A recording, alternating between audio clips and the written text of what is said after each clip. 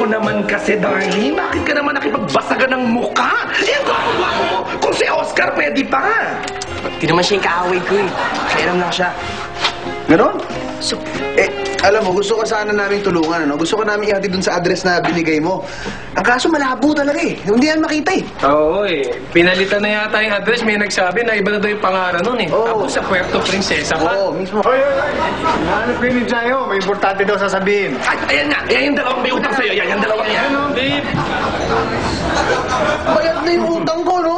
Ayan, Hindi ako naparito para maningil. Okay, good. May mahalaga akong mensahe. Akala ko maningil. Siya! Oh, Oo. anong kakaiba ang nararamdaman ko sa kanya? Naku, sinasabi ko na nga ba, bakla ka eh. Sera ka eh. Bakla. Hindi ang ganyan isip mo. Siya.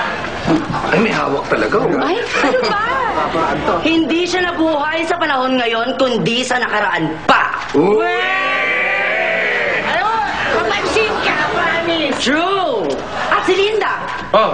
Yung Linda na yon. Yung Linda na yon, yung babae na yon, siya ang dapat na makatuluyan ni Rico. Sandali! Mm. Linda? Pangalan ng nanay natin yun, di ba? Teka. Si nanay yun eh. si Nanay. Linda, di ba? Nanay. Huwag kang makinanay. Si Rico at Linda. Oo, nanay at tatay nga. Perfect. At Rico, kailangan mo makipagbati sa Linda na yon. Sino nga doon? Erwin na yun, no? Ang seryoso ng masyado. Kung ayaw ng bata makipagbate, huwag mong pipilitin, ha? Eh, ano bang mangyayari pag hindi sila nagbati nung Linda? Pag hindi sila nagbati ng Linda, Bati ng Linda. mawawala si Eric, si Oscar, at si Ella. Uy! Kayo naman masyado kayo nagpapalit. Sa tingin mo katiwa-tiwala itong itsura na to. O ito yung dalawa. Alam niyo na gagawin niyo. Bago mag-init ang ulo ko! Magbati kayo! Magbati kayo! Sasamahan ko kayo! Magbati kayo! O yan ha. Alam mo na ngayon ha. Paano gamitin niyang cellphone. Tinuruan ka na namin. Talaga ako makapaniwala siya si nanay. Oo nga, alam mo sa totoo lang. Medyo hawig mo siya. Ganda yan, no? Kataganda. Alam mo? Dali ah, kukunin ko lang yung picture. Ay, siya. Wow! Ayan, oh. Hindi ba kamukha ni Rico at ni Linda si Daddy at Mami? Oo nga. Kamukha nga ng nanay at tatay nyo. Alam nyo, feeling ko, totoo yung sinasabi ni Jayo. Tama. Oh, ayan na. Gamitin mo na yan. Mag-isang text ka lang ha. Wala na kasi ang load eh. Sino namang tatawagan ko? Wala naman ako kilalang may ganito eh. Wala naman kasing ganito sa amin. Ay, ano ba yan?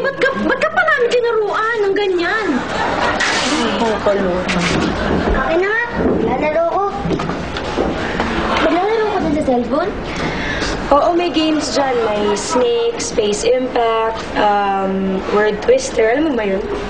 Hindi. Ano ba nilalaro niyo? Yung piko, luksong tinig, luksong baka, tumbang preso. Saya nun! Alam mo ba yun? Hindi. Ano ba yan? Linda, talagang na-in-love at first sight ako sa'yo eh. Pag mamatay ako, pag-idan ako sinagda. Naku, huwag mong gagawin yan. Masama yan, ha? At saka ang panliligaw, hindi yan dinadaan sa mabilisan. Dapat matagal na proseso yan. Sa katunayan nga, may matagal na ang niligaw sa akin, eh. Sasagutin ko na dapat siya. Kaya lang... Rico na yun?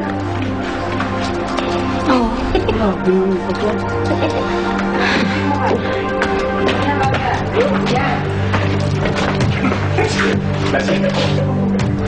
Brad, alam mo, Tol? Tol, ganito kasi. Mali ang diskarte mo eh. Pare, take it from me, pare.